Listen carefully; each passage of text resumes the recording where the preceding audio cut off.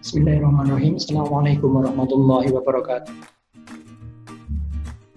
Kita awali perkuliahan hari ini dengan membaca basmalah bersama. Bismillahirrahmanirrahim. Rabbi shrahli sadri wa yassir li amri wahlul 'uqdatam min lisani yafqahu qawli.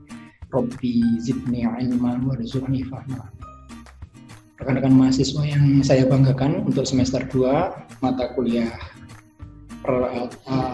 sepak bola, kita lanjutkan terkait dengan materi hari ini. Materi hari ini sebagai feedback apa yang Pak Pungki sampaikan pada pekan kemarin tentang materi organisasi dan sistem pertandingan yang sudah kalian cermati, yang sudah kalian pahami dan juga sudah kalian kerjakan untuk tugasnya. Pak Pungki ingin menyampaikan ada beberapa hal yang menjadi penekanan pada pertemuan ke-14 ini ya. Nah, di akhir pertemuan ini, nanti di akhir-akhir tinggal rencananya ada 2 lagi pertemuan sampai ke-16 kita tuntaskan. Terus sebagai nanti tes sumatifnya ada beberapa hal yang Pak Pungki desain dalam sistem psikologi nanti sebagai bentuk unjuk kerja. Baik, langsung saja terkait dengan penyelenggaraan organisasi sistem pertandingan dalam sepak bola. Aku ingin mengawalinya dengan memberikan semangat pada kalian. Yang pertama adalah dari Pele ya, pemain legendaris dari Brasil ini yang memiliki fisik prima, keterampilan yang mumpuni, kepemimpinan yang luar biasa, dan membawa Piala Dunia di tangannya ya. Nah, itu bukan tanpa alasan dan bukan karena kebetulan, tapi sukses itu diraih dari kerja keras, ketekunan, belajar, berkorban, dan cinta apa yang kalian geluti. Pelajari itu ya. Baik, untuk kepanitiaan, yang pertama dalam organisasi itu dapat berjalan dari tujuan yang sama, maka dibentuklah kepanitiaan. Kepanitiaan itu bukan orang seorang, tetapi melainkan ada beberapa sekelompok orang. Nah, itu diawali dari apa? Perencanaan. Nah, rencana. Jadi setelah orang mempunyai tujuan, orang-orang mempunyai tujuan, mereka berkumpul terus menyelenggarakan suatu apa yang menjadi tujuannya, disusunlah sistem kepemimpinan di situ. Itulah yang namanya organisasi. Yang kedua, pembahasan pada hari ini adalah penyelenggaraannya. Bagaimana organisasi itu bekerja, bagaimana menyelenggarakan pertandingan, nah, seperti apa perencanaan dan pelaksanaannya dalam sepak bola, terutama sepak bola. Yang ketiga adalah macam pertandingan. Jadi jenis atau syaratnya pertandingan itu dilaksanakan dengan model seperti apa. Ya, ada ketentuan pelaksanaan pertandingan dalam sepak bola itu seperti apa. Nanti akan dibahas pada pertemuan kali ini. Berikut yang terakhir adalah sistem pertandingan. Sistem yang dipakai yang mengeliminasi peserta sehingga ditemukanlah juara, siapa yang juara pertama, kedua, dan ketiga. Itu seperti apa sistem yang digunakan. Yang terakhir sebenarnya nanti dari sistem pertandingan ini adalah bagan nanti, karena waktunya nanti tidak cukup mungkin untuk pertemuan selanjutnya akan Pak Pungki sampaikan biar supaya mendalam. Langsung saja yang pertama, organisasi itu apa? Organisasi itu adalah wadah yang terdiri dari orang-orang, jadi banyak orang. Ya, di sana ada sarana, tempatnya, terus ada pendanaannya. Yang paling penting adalah tujuan yang sama. Nah, di situ ada kepemimpinan, hierarkinya. Siapa yang menjadi pemimpin, siapa yang menjadi keanggotaan, siapa yang menjadi bagian dari kepemimpinan itu. Terus di situ dalam bentuk persekutuan berarti ada orang yang terlibat, terus ada kerjasama karena interaksinya ya, bisa berupa interaksinya langsung maupun tidak langsung, terus adanya pimpinan dan bawah. kepanitiaan yang pertama. Kepanitiaan ini sangat penting terkait dengan susunan kepanitiaan dalam suatu pertandingan. Itu tentu saja ada yang namanya ketua pertandingan. Ketua pertandingan ini bertanggung jawab penuh atas terlaksananya pertandingan, mulai dari awal perencanaan, saat atau akan dilaksanakan pertandingan, saat pertandingan berjalan, dan saat selesai pertandingan. Jadi peran ketua ini sangat sentral ketika suatu kepanitiaan itu memiliki hajat untuk menyelenggarakan pertandingan, khususnya di pertandingan sepak bola. Berikutnya, wakil ketua pertandingan. Ini tidak kalah pentingnya karena sebagai backup ya. Kalau ini hard disknya ya, jadi tempat penyimpanannya juga. Karena di sini mewakili, membackup ketika nanti ketua pertandingan itu ada mengerjakan suatu hal yang lain, maka wakilnya ini harus berperan juga untuk membackup pekerjaan yang lain dari ketua. Berikutnya adalah sekretaris.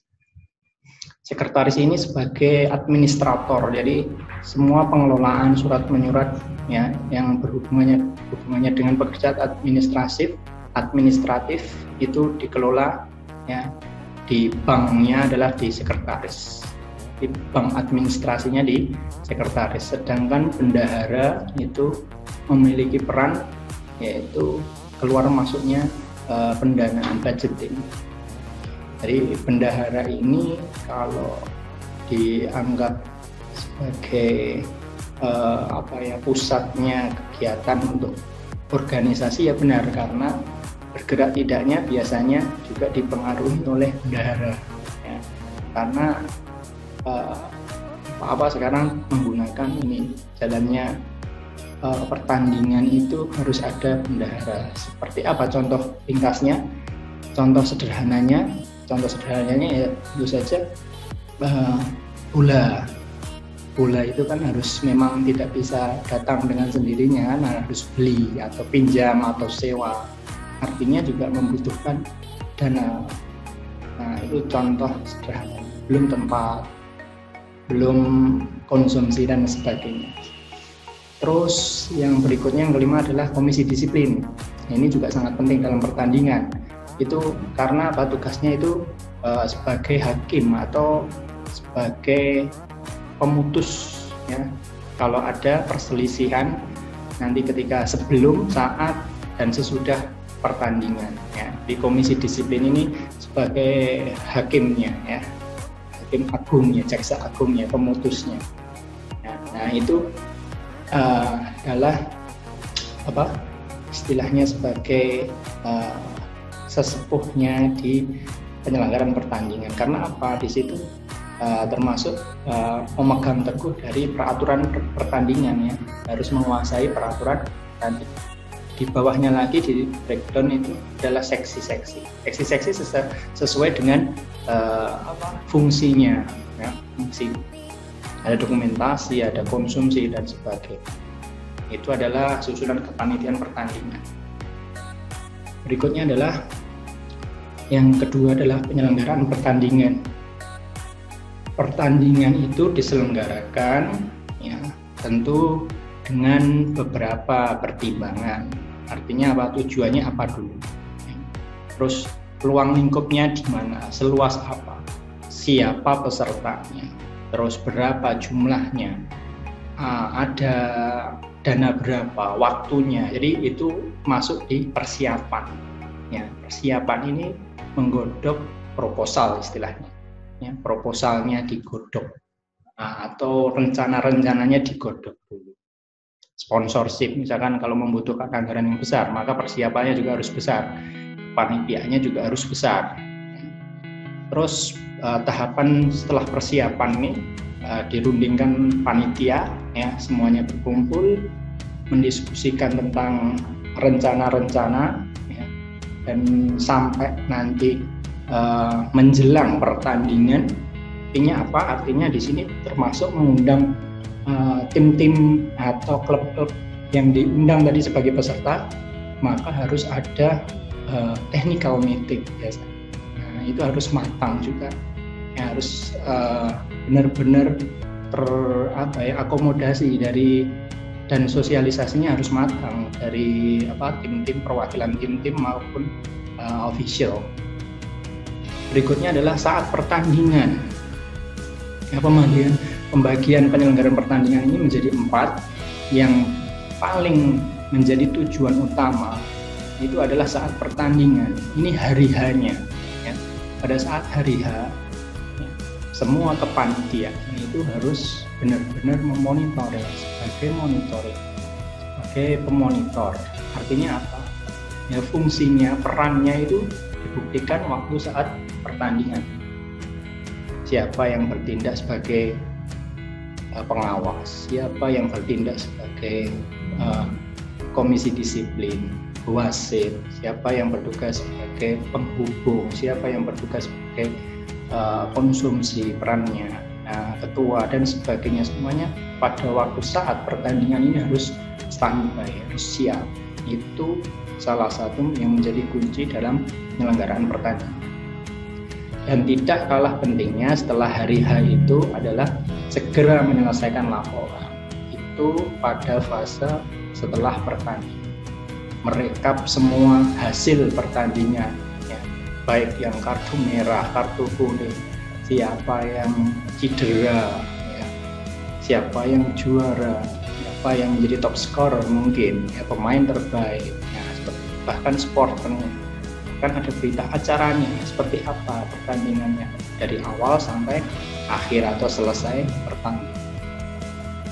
Berikutnya adalah macam-macam pertandingan. Pertandingan itu diselenggarakan tentu saja ada tujuannya dari awal tadi di perencanaan.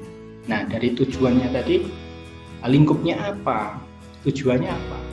Salah satunya adalah, yang pertama adalah open turnamen. Open turnamen dari maknanya saja pertandingan yang terbuka, ini bisa diikuti oleh siapa saja, baik anggota maupun bukan anggota, ya, siapa saja ikut boleh asalkan memenuhi syarat untuk mendaftar, ya. Salah satunya seperti apa contohnya? Membayar biaya pendaftaran, melengkapi form pendaftaran dan sebagainya, ya. Dengan syarat mungkin ada panduannya, ya, itu usianya berapa yang boleh dan sebagainya, banyak sekali untuk syaratnya, ya, tergantung dari penyelenggara itu sendiri. Nah, itu namanya open turnamen, tapi bebas, ya. Kalau memenuhi syarat silahkan bisa ikut, bisa berpartisipasi. Yang kedua adalah invitasi, ya. Invitasi itu adalah pesertanya terbatas, ya. Jadi hanya orang-orang tertentu yang diundang saja, yang di-invite, ya, atau misalkan yang diundang hanya alumni pendidikan olahraga saja, seperti UMS. Nah, itu artinya apa? Klub-klub yang ada di UMS atau universitas UMS, gitu, ya, lingkupnya. Nah, itu artinya apa? Hanya undangan saja. Atau di perserikatan Muhammadiyah, klub-klub yang ada di Muhammadiyah seluruh Indonesia. Nah, berarti yang di luar Muhammadiyah karena tidak diundang maka tidak boleh. Nah, itu adalah invitasi. Yang ketiga adalah eksebisi. Eksebisi itu adalah, ya, kayak pertunjukan, peragaan. Tujuannya tidak lain hanya untuk menunjukkan teknik permainannya saja, ya, eksebisi. Nah, itu eksebisi. Berikutnya adalah kompetisi. Kompetisi ini diikuti oleh anggota suatu organisasi perserikatan. Misalkan kompetisi Liga Eropa, ya, kompetisi Liga Inggris. Nah, itu artinya apa? Perserikatan yang ada di Inggris, klub-klub yang ada di Inggris, ya, kompetisi Premier League, ya, Bundesliga Spanyol, Liga Spanyol, ya, Premier League dan sebagainya. Ini adalah keanggotaan organisasi. Jadi di luar itu, misalkan Barcelona yang ada di Spanyol itu mengikuti kompetisi sepak bola yang ada di Inggris, Premier League. Boleh tidak? Tidak boleh. Ya, itu di luar perserikatan, di luar organisasi Premier League, gitu, ya. Artinya ya harus mengikuti sendiri, ya, di La Liga Spanyol. Berikutnya adalah Championship. Championship itu adalah pertandingan yang diikuti oleh seluruh anggota perserikatan atau perkumpulan. Nah, contohnya Piala Liga Champion. Liga Champion itu di antara perserikatan di Liga Inggris, perserikatan di Liga Prancis, perserikatan di Liga Spanyol dan sebagainya. Ya, nah itu artinya itu adalah pertandingan yang diikuti oleh seluruh anggota dari perserikatan. Nah, perserikatannya misalkan Europe ya, Championship, Liga Champion Eropa, Liga Eropa. Terus ada yang terakhir adalah tryout. Tryout ini menguji ya, tujuannya itu dilihat dari tujuannya adalah menguji atau sebagai latihan. Jadi biar mengevaluasi progres sejauh mana progres perkembangan dari keterampilan atau kemampuan pertandingan suatu klub. Itu adalah macam-macam dari pertandingan menurut tujuannya penyelenggaraan. Berikutnya adalah sistem pertandingan. Sistem pertandingan ini ada gugur tunggal, ada gugur ganda, dan ada kompetisi. Nah, ini nanti lebih jelasnya kan ada bagian sistem pertandingan yang insya Allah depan kita akan kupas atau kaji lebih dalam. Kalau gugur tunggal ini jelas sistem gugur langsung, sekali kalah ya sudah langsung tereliminasi. Kalau gugur ganda ini kalah masih ketemu yang kalah nanti bisa main lagi ya. Kalau kompetisi ini bisa terbagi dua ya, kompetisi penuh dan juga setengah kompetisi ya. Nah, ini nanti contoh bagan sederhananya. Ada beberapa syarat nanti kalau membuat bagan, kita akan kupas lebih jauh pada pertemuan yang selanjutnya di akhir. Nanti ada juga latihan-latihan tentang sistem pertandingan ini, terutama membuat bagan pertandingan. Baik, itu saja dari Pak Pungki untuk pertemuan kali ini sebagai feedback ya. Materi hari ini sebagai feedback dari apa yang kalian pahami kemarin. Dan berikutnya adalah Pak Pungki menyampaikan tetap belajar, tetap berlatih ya. Terus tetap semangat, jangan lupa beribadah. Kalau tim Prancis itu juara itu menang kalah itu soal biasa ya. Kalian itu tetap biasa, kadang bisa, kadang tidak biasa. Tapi jangan jadikan kalah itu sebagai kebiasaan. Ya, jadi jangan malas-malasan karena itu akan menjadikan kebiasaan. Baik, itu dari Pak Pungki.